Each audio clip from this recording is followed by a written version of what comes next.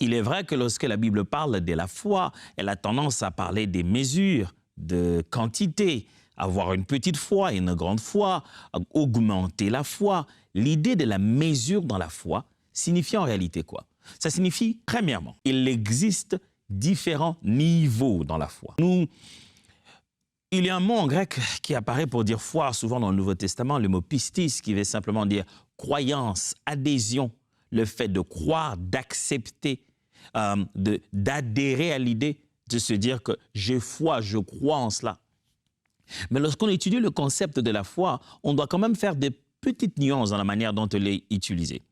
La foi apparaît dans la Bible soit pour dire le fait d'être devenu enfant de Dieu, c'est-à-dire d'avoir cru au Seigneur Jésus. On dit, il est un frère dans la foi. Maintenant que vous êtes tous dans la foi, maintenant que vous êtes tous unis dans la même foi, ça veut simplement dire que la personne a cru à Christ comme source de son salut. Donc, elle est devenue enfant de Dieu. On utilise les termes comme ça pour parler de la foi.